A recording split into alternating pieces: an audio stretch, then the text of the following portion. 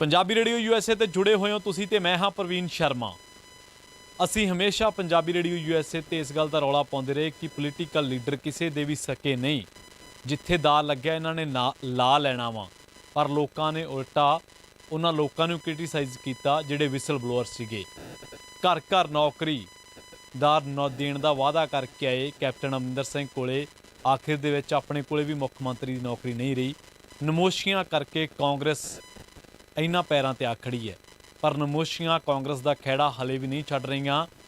154 भर्तियां होईआं, 154 जाणिਆਂ ਦੀਆਂ भर्तियां होईआं कांग्रेस के कार्यकाल दे विच, ते उस नूं लैके हुण कथित भर्ती घोटाले के दोष लग रहे हैं कांग्रेस के उत्ते, ते उन्हां लोकां ते लग रहे हैं जिन्हां नूं घरे सद के तुसीं चाहां पिआईआं, बिस्कुट खुआए, काजू खुआए, बदाम खुआए। ये कौन ने? राणा KP सिंह, पंजाब विधान सभा के स्पीकर। 154 सामियां चों 30 तो 35 सामियां वो ने जिथे कोई रिश्तेदार नहीं छड्डिया, कोई ड्राइवर का रिश्तेदार नहीं छड्डिया, कोई गांह दी गांह कुड़ियां दे रिश्तेदार, गांह किसी का अगे तो अगे जाके कोई रिश्तेदार नहीं छड्डिया। और कई तो भले मानस है जे है जिन्होंने आपदे भतीजे, कांग्रेस का एक एक्स MLA आ गुरचरण सिंह, उन्हें आपदा मुंडा भर्ती कराया वा।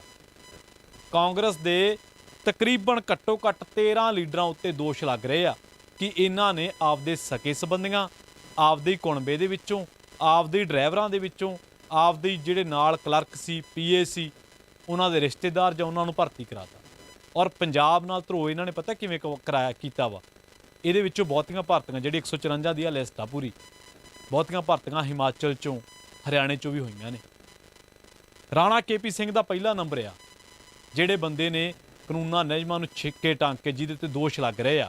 हालांकि उन्होंने सफाई दी है, पर दोष लग रहे हैं 154 की लिस्ट के विचों 30-35 सामियां जिहड़ियां जिहड़ियां उन्हां दी रिकमेंडेशन के आधार पर कीतियां गईयां 154 सामियां चों।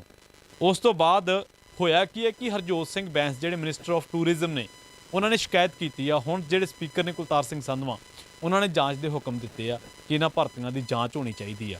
उस तो बाद नंबर आउंदा मनप्रीत सिंह बादल का। मनप्रीत बादल दे पुत्र अर्जुन बादल के स्टाफ की रिकमेंडेशन ते भी बंदे भर्ती हुए।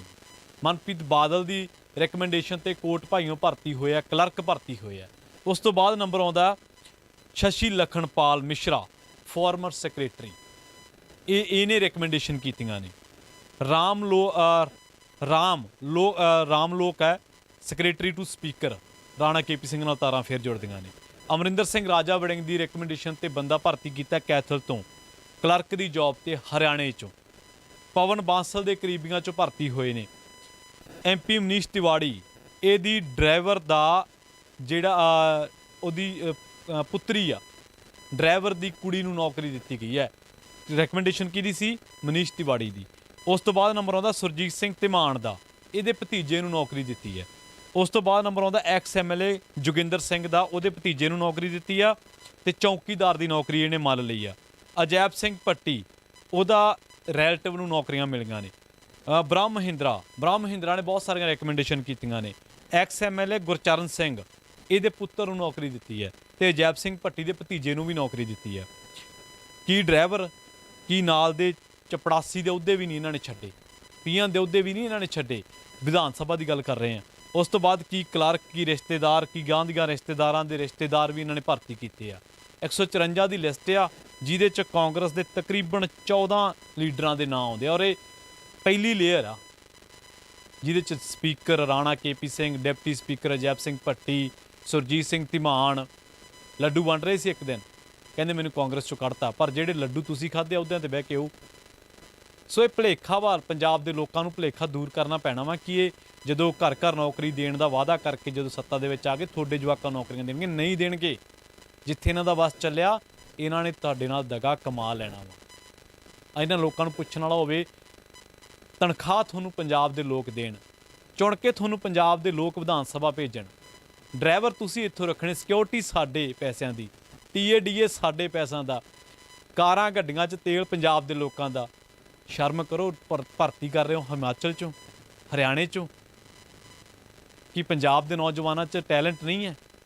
कि पंजाब दे विच नौजवानों च काबलियत की घाट आ? पढ़े लिखे बहुत ज़्यादा क्वालीफाइड बंदे अजकल ਟੋਲਾਂ ਤੇ ਭਰਤੀ ਹੋਣ ਨੂੰ ਤਿਆਰ ਨੇ, ਪ੍ਰਾਈਵੇਟ ਨੌਕਰੀਆਂ ਕਰ ਰਹੇ ਨੇ 7-7 8-8 ਹਜ਼ਾਰ ਤੇ ਆਹ ਮਲਾਈਦਾਰ ਅਹੁਦੇ ਇਹ ਇਹਨਾਂ ਦੇ ਮਿਨਿਸਟਰਾਂ ਦੇ ਨੇ।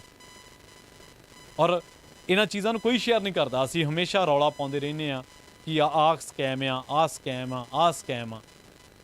ਕੋਈ ਇਹਨਾਂ ਚੀਜ਼ਾਂ ਦੀ ਵਕਤ ਨਹੀਂ ਕਰਦਾ, ਕੋਈ ਇਹਨਾਂ ਚੀਜ਼ਾਂ ਨੂੰ ਸ਼ੇਅਰ ਨਹੀਂ ਕਰਦਾ। ਪਰ ਆਹ ਦੇਖ ਲਓ ਤੁਸੀਂ, ਕਾਂਗਰਸ ਦੇ ਸਪੀਕਰ ਤੋਂ ਲੈ ਕੇ ਡਿਪਟੀ ਸਪੀਕਰ, ਫਾਈਨਾਂਸ ਮਿਨਿਸਟਰ, ਹੋਰ ਜਿਹੜੀ ਅਪਰ ਲੇਅਰ ਹੈ ਕਿ ਸਾਬਕਾ ਪਵਨ ਬਾਂਸਲ, ਮਨੀਸ਼ ਤਿਵਾੜੀ, ਉਹਨਾਂ ਦੇ ਨਾਂ ਆ ਰਹੇ ਆ। ਔਰ ਤੁਸੀਂ ਦੇਖੋ ਕਿ ਇੱਕ ਐਕਸ MLA ਆ ਗੁਰਚਰਨ ਸਿੰਘ, ਉਹਨੇ ਆਪਦਾ ਮੁੰਡਾ ਭਰਤੀ ਕਰਾ ਲਿਆ। ਪਤਾ ਕਿਹੜਾ ਜਾਣਾ ਕਿਸੇ ਨੇ, ਕਿਹੜਾ ਕਿਸੇ ਨੇ ਹਾਜ਼ਰੀ ਲਾਉਣੀ। ਇਹ ਹਾਲ ਆ ਲੱਭ ਰਹੇ ਨੇ ਹਾਰ ਦੇ ਕਾਰਨ। ਆਹ ਤੁਹਾਡੀ ਹਾਰ ਦੇ ਕਾਰਨ ਆ, ਤੁਹਾਡੀਆਂ ਕਰਤੂਤਾਂ ਦੇ ਭੁਲੰਦੇ। ਜਾਣ ਦੀ ਲੋੜ ਨਹੀਂ ਕਿਤੇ, ਇਹਨਾਂ ਨੂੰ ਵੇਖ ਲਓ ਜੋ ਆਪ ਹੱਥੀਂ ਕਰਤੂਤਾਂ ਕੀਤੀਆਂ ਨੇ, ਹੱਥਾਂ ਨੇ ਦਿੱਤੀਆਂ, ਤੁਸੀਂ ਮੂੰਹ ਨਾਲ ਖੋਲ ਰਹੇ ਹੋ। ਹੁਣ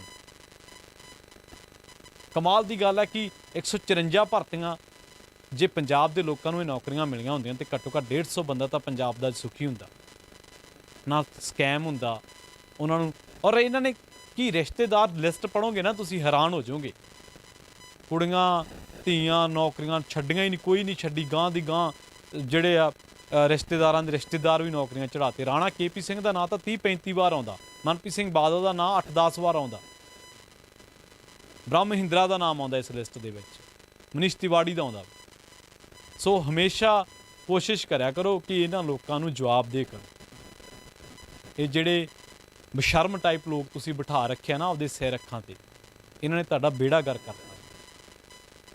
ਜਦੋਂ ਬੋਲਣਗੇ ਰਗਾਂ ਭਰ ਕੇ ਬੋਲਣਗੇ। ਪਤਾ ਨਹੀਂ ਕਿੰਨੇ ਕੁ ਹਮਦਰਦੀ ਹੈ ਪੰਜਾਬ ਦੇ, ਪਤਾ ਨਹੀਂ ਕਿੰਨੇ ਕੁ ਦਰਦਮੰਦੀ ਹੈ। ਖਟਕੜਕੜਾਂ ਚਲੇ ਜਾਣਗੇ, ਮਿੱਟੀਆਂ ਲਾਉਣਗੇ ਮੱਥੇ ਨੂੰ, ਔਰ ਕੰਮ ਕਰਨੇ ਨੇ। ਆ 250 ਰੁਪਏ ਦੀ ਰਿਸ਼ਵਤ ਨਹੀਂ ਅਸੀਂ ਲੈਣ ਦੇਣੀ, ਪਰ ਜੇ ਕਿਤੇ ਸਾਹਮਣੇ ਆ ਗਈਆਂ ਉਹ ਅਸੀਂ ਛੱਡਣੀਆਂ ਨਹੀਂ। ਹਾਲੇ ਅਸੀਂ ਲੱਭ ਰਹੇ ਹਾਂ ਹਾਰ ਦੇ ਕਾਰਨ।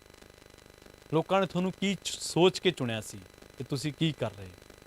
ਸ਼ਰਮ ਕਰਨੀ ਚਾਹੀਦੀ ਹੈ। ਪੰਜਾਬ ਦੇ ਲੋਕਾਂ ਨੂੰ ਇਹ ਸੋਚਣਾ ਚਾਹੀਦਾ ਹੈ ਕਿ ਆਹ ਜਿਹੜੇ ਲੋਕ ਤੁਸੀਂ ਚੁਣ ਕੇ ਭੇਜੇ ਆ, ਬਿਠਾਏ ਆ ਆਪਦੀਆਂ ਸਾਰ ਅੱਖਾਂ ਤੇ, ਜਿਨ੍ਹਾਂ ਨੂੰ ਪੱਲਿਓਂ ਤੁਸੀਂ ਟੈਕਸ ਦੇ ਕੇ ਇੰਨੀਆਂ ਤਨਖਾਹਾਂ ਦਿੰਦੇ ਹੋ, 15-15 ਹਜ਼ਾਰ ਦੇ ਬਿੱਲ ਇਹਨਾਂ ਦੇ ਟੈਲੀਫੋਨ, ਉਹ ਆਹ ਕਰਤੂਤਾਂ ਕਰ ਰਹੇ ਆ, ਆਹ ਪਲੰਦੇ ਆ ਉਹਨਾਂ ਦੀਆਂ ਕਰਤੂਤਾਂ ਦੇ। ਸੋ ਇਹਦੇ 'ਚ ਹਾਈ ਲੈਵਲ ਦੀ ਜਾਂਚ ਹੋਣੀ ਚਾਹੀਦੀ ਹੈ। ਔਰ ਜਿਹੜੇ ਦੋਸ਼ੀ ਨੇ ਉਹਨਾਂ ਨੂੰ ਘਰਾਂ ਨੂੰ ਨਹੀਂ ਭੇਜਣਾ ਚਾਹੀਦਾ, ਉਹਨਾਂ ਨੂੰ ਬਿਠਾ ਲੈਣਾ ਚਾਹੀਦਾ ਉੱਥੇ, ਜਿਨ੍ਹਾਂ ਨੇ ਨੌਕਰੀਆਂ ਲਈਆਂ ਕਿਸੇ ਦੀ ਹੱਕਮਾਰੀ ਕਰਕੇ। ਔਰ ਜਿਨ੍ਹਾਂ ਨੇ ਨੌਕਰੀਆਂ 'ਤੇ ਲਵਾਏ ਆ ਉਹਨਾਂ ਲਈ ਕਿ ਐਸਾ ਕਾਨੂੰਨ ਬਣ ਜਾਵੇ ਕਿ ਜਿਹੜਾ ਬੰਦਾ ਕਿਸੇ ਰੈਕਮੈਂਡੇਸ਼ਨ ਦੇ ਵਿੱਚ ਆ ਜਾਵੇ, ਕਾਨੂੰਨ ਤਾਂ ਇਹਨਾਂ ਨੇ ਬਣਾਉਣਗੇ ਨਹੀਂ ਇਹ ਕਦੇ। ਜੇ ਕਿਸੇ ਵੀ ਮੰਤਰੀ ਸੰਤਰੀ ਨੇ ਸਿਫਾਰਸ਼ੀ ਕੋਈ ਭਰਤੀ ਕਰਾਇਆ ਔਰ ਸਕੈਮ ਪ੍ਰੂਵ ਹੋ ਗਿਆ ਤਾਂ ਉਹ ਸਾਰੀ ਉਮਰ ਲਈ ਚੋਣ ਲੜਨ ਦੇ ਅਯੋਗ ਕਰਾਰ ਦਿੱਤਾ ਜਾਵੇ। ਫਿਰ ਕਿਤੇ ਲੋਕ ਖੜਨਗੇ ਨਹੀਂ। ਪੰਜਾਬੀ ਰੇਡੀਓ USA ਤੇ ਆਪਾਂ ਫੇਰ ਮਿਲਾਂਗੇ ਕਿਸੇ ਅਗਲੀ ਰਿਪੋਰਟ ਦੇ ਵਿੱਚ।